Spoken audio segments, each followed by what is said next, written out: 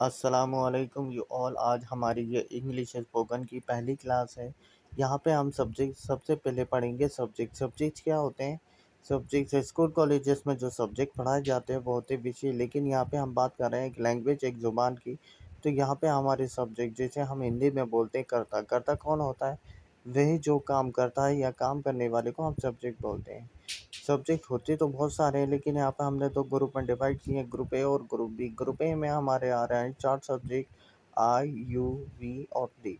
आई का मतलब होता है मैं, यू का मतलब तुम या आप, वी का मतलब होता है हम, दे का मतलब होता है ये या वह, एक से ज़्यादा जो हम में शामिल है।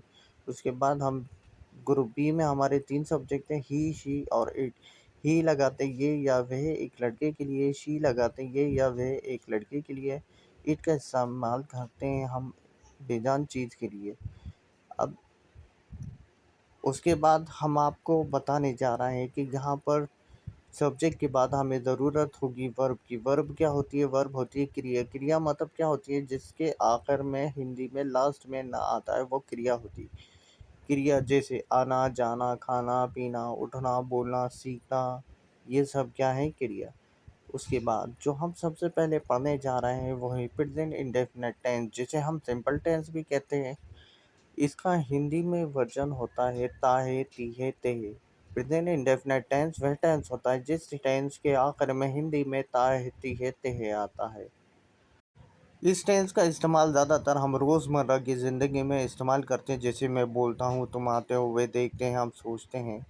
यहाँ पर हम इस टेंस के अंदर कई काम ऐसे होते हैं जो हम हफ्ते में एक बार करते हैं लेकिन हर हफ्ते करते हैं, या कोई काम ऐसा जो हर महीने में एक बार करते हैं लेकिन हर महीने करते हैं, या कोई काम ऐसा जो साल में एक बार करते हैं, हर साल करते हैं, वो भी इसी में ही आएगा।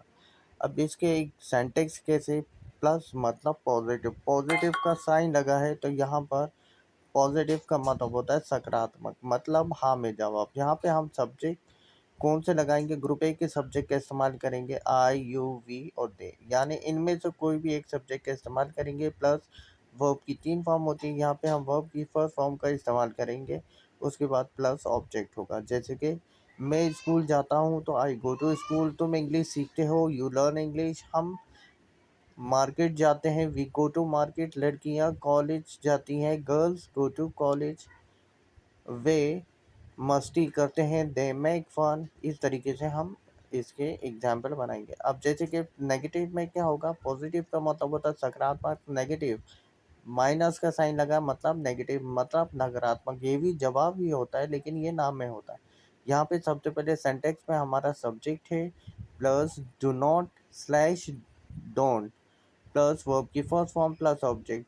यहाँ पे हमें क्या करना है? सब्जेक्ट लगाना है, डू नॉट या डोंट, दोनों में से कोई भी एक लगाना है, दोनों का एक ही मतलब है, और प्लस वर्ब की फर्स्ट फॉर्म लगाना है प्लस ऑब्जेक्ट। मैं स्कूल नहीं जाता, I do not go to school, या I don't go to school. तुम इंग्लिश नहीं सीखते, यू डोंट लर्न इंग्लिश, या you do not learn English. इस तरीके से हमें नेगेटिव बनाना है। क्वेश्चन हमें बनाना है तो क्वेश्चन में क्या होगा? क्वेश्चन में डू लगेगा, प्लस सब्जेक्ट प्लस वर्ब की फर्स्ट फॉर्म प्लस ऑब्जेक्ट। इसके एग्जाम्पल, क्या तुम इंग्लिश सीखते हो, डू यू लर्न इंग्लिश? क्या तुम इंग्लिश बोलते हो, डू यू स्पीक इंग्लिश? हाँ मैं इंग्लिश बोलता हूँ, यस आई स्पीक इंग्लिश। नहीं मैं इंग्लिश नहीं बोलता, तो no I don't speak English. Next example है इसका, क्या तुम इंग्लिश पढ़ाते हो, क्या मैं इंग्लिश पढ़ाता हूँ, डू आई टीच इंग्लिश? हाँ तुम इंग्लिश पढ़ाते हो, तो यस यू टीच इंग्लिश। नहीं तुम इंग्लिश नहीं पढ़ाते, no you don't teach English. तो मेरी आपसे गुजारिश है, अगर आप लोगों को कुछ भी डाउट या कोई कन्फ्यूज़न अगर है तो आप मुझे प्लीज़ कमेंट्स में लिख कर बताइएगा कि आपको क्या डाउट है। इंशाल्लाह मैं आप लोगों के डाउट क्लियर कर दूंगा।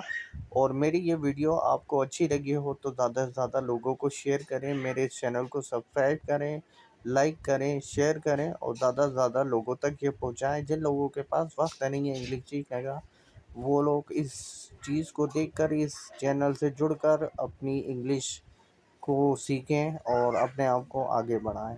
आज के लिए इतना ही। अल्लाह हाफ़िज़। अस्सलामु अलैकुम।